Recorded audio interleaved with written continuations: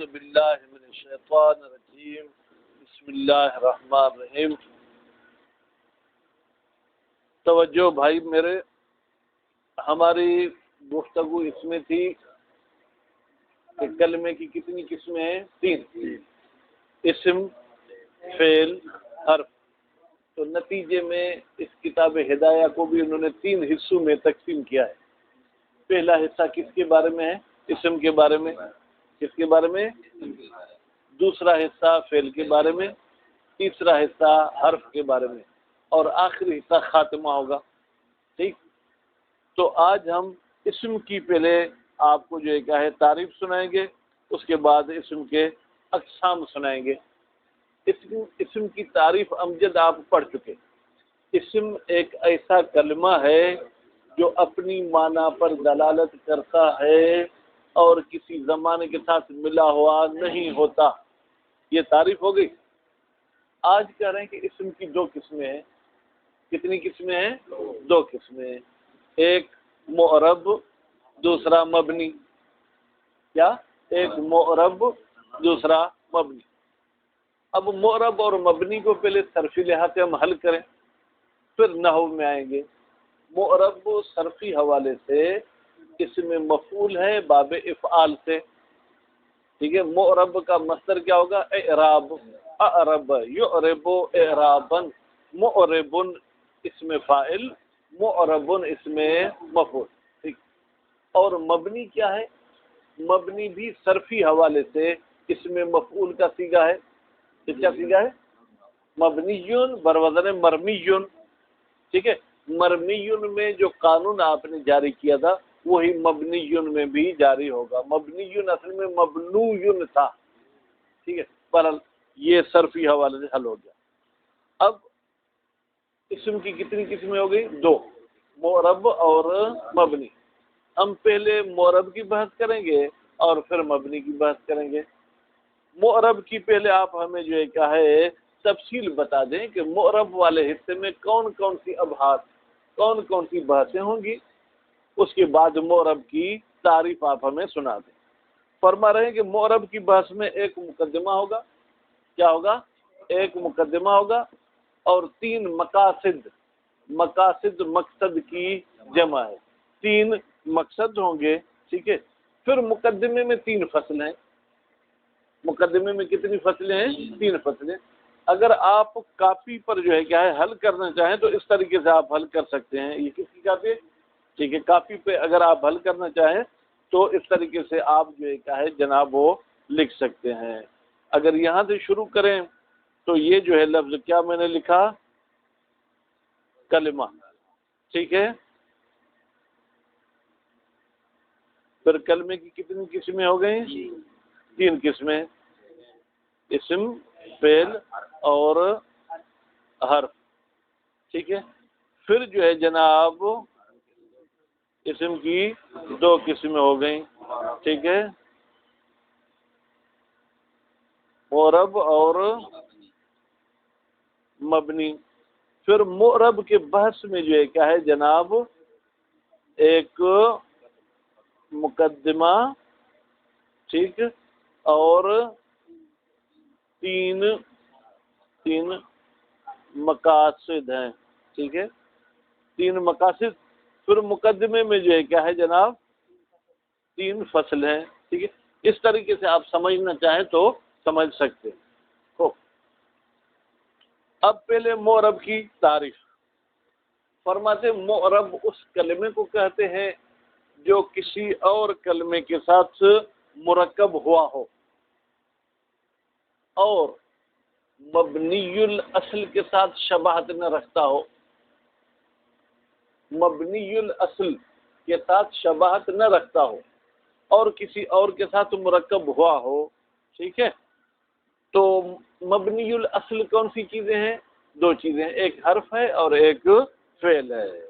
ٹھیک ہے، حرف فعل نہیں، صرف فعل ماضی۔ ٹھیک ہے، تو یہ جو ہے جناب معرب کی جو ہے کیا ہے وہ تعریف ہو گئی۔ ٹھیک، اس کے بعد پھر کہتے ہیں کہ معرب کا ایک دوسرا نام ہے متمکن۔ معرب کا دوسرا نام کیا ہے؟ متمکن۔ اچھا، معرب کا حکم کیا ہے؟ فرماتے ہیں معرب کا حکم یہ ہے کہ مختلف اعراب آنے سے اس کا عامل آنے سے اس کا اعراب تبدیل ہوتا ہے. جاء زید، زید اکیلا استعمال نہیں ہوا، جاء کے ساتھ مرکب ہوا ہے. زید حرف کے ساتھ بھی شباہت نہیں رکھتا اور زید فعل ماضی کے ساتھ بھی شباہت نہیں رکھتا.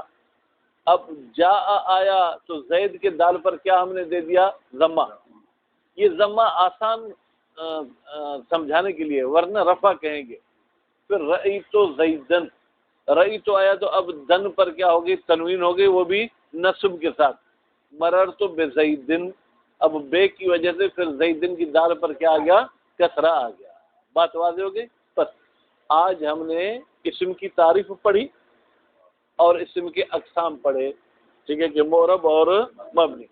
پھر معرب کی ہم نے تعریف پڑھی. معرب وہ ہے جو کسی اور کے ساتھ مرکب ہو کر آئے اور مبنی الاصل کے ساتھ شباہت نہ رکھے.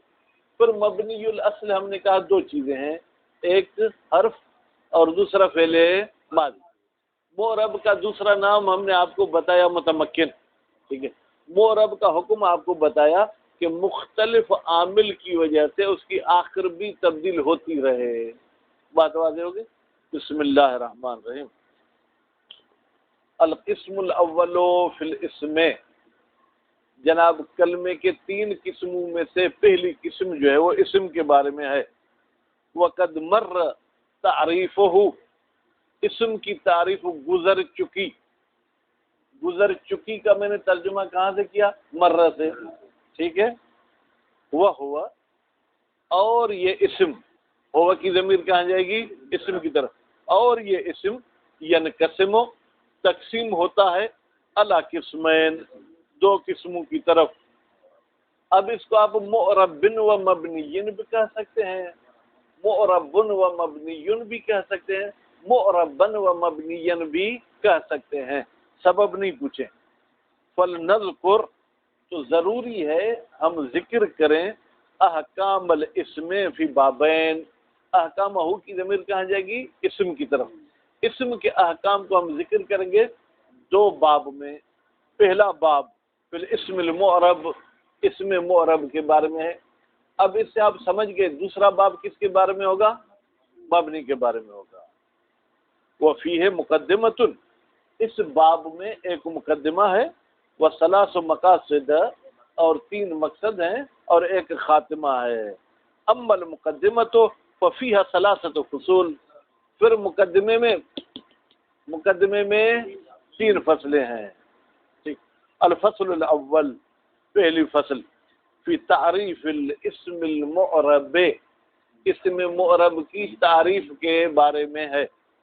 وہ ہوا، یہ اسم معرب، کل اسم، ہر وہ اسم ہے، رکب، جو ملا ہوا ہو، جو ترکیب شدہ ہو، جو جڑا ہوا ہو، مع غیر ہی، اپنے غیر کے ساتھ، ولا یشبہ مبنی الاصل، اور وہ شباہت نہ رکھتا ہو،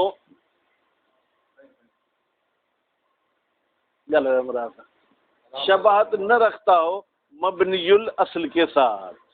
بات واضح ہو گئی؟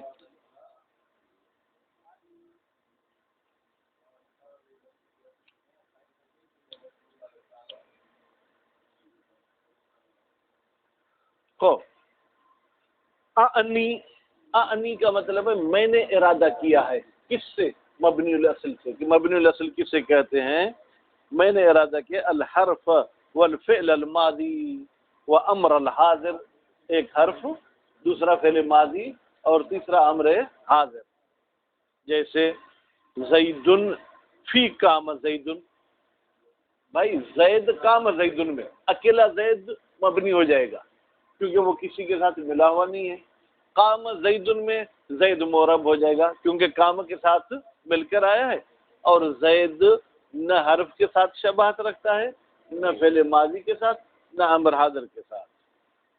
لا زید وحدہ، اکیلا زید معرب نہیں ہوگا. کیوں؟ لعدم ترکیب، اس لیے کہ وہ کسی کے ساتھ ملا ہوا نہیں ہے. ولا ہؤلاء فی کام ہؤلاء، اور ہؤلاء بھی معرب نہیں ہوگا. کہاں پر؟ کام ہؤلاء میں. بھائی ہؤلاء اسم ہے، کون سا اسم؟ اشارہ. قام کے ساتھ ملا ہوا تو ہے لیکن یہ معرب نہیں ہے. کیوں؟ لوجود شبہ ہے، اس لیے کہ یہ شباہت رکھتا ہے کس کے ساتھ؟ حرف کے ساتھ. جیسے حرف اپنی معنی بتانے میں دوسرے کا محتاج ہوتا ہے، اسی طریقے سے ہا اولائے بھی اپنی معنی بتانے میں دوسرے کا محتاج ہوتا ہے. وہ یسمى متمکنا، یسمى میں ایک ہوا امجد، ایک ہوا کی ضمیر مستتر ہے، وہ کہاں جا رہی ہے؟ معرب کی طرف. اور معرب کا نام رکھا گیا ہے کیا؟ متمکن. وہ حکمہ، معرب کا حکم کیا ہے؟ ان یختلف آخرہ، مختلف ہوتی ہو اس معرب کی آخر بے اختلاف العوامل، عوامل کے مختلف ہونے سے. اختلافاً لفظیاً، وہ اختلاف بھی ایسا ہوگا جو لفظی ہوگا، دیکھنے میں آئے گا، چھپا ہوا نہیں ہوگا. ٹھیک ہے، جیسے جاءنی زیدن، زید مرفوع ہو گیا، رأیت زیدن، زید منصوب ہو گیا، مررت بزیدن، زید مجرور ہو گیا. او تقدیریاً، یا کبھی کبھی وہ تبدیلی دیکھنے میں نہیں آتی، چھپی ہوئی ہوتی ہے. جیسے کسی کلمے کے آخر میں اگر الف ہو، موسیٰ، ٹھیک ہے، تو یہ ہم کہیں گے جاءنی موسیٰ، آیا میرے پاس موسیٰ، رأیت موسیٰ، میں نے دیکھا موسیٰ کو، مررت بموسیٰ، میں گزرا موسیٰ سے. تو اب پہلی صورت میں جاءنی موسیٰ چھپا ہوا مرفوع ہے، رأیت موسیٰ میں موسیٰ چھپا ہوا منصوب ہے، مررت بموسیٰ میں موسیٰ جو چھپا ہوا کیا ہے؟ مجرور ہے. ٹھیک ہے، تو جناب یہ معرب کی تعریف ہو گئی. اگر تھکے نہیں تو آگے پڑھوں، اگر تھک چکے تو بس کروں. ہاں، صلی اللہ علیہ محمد علیہ.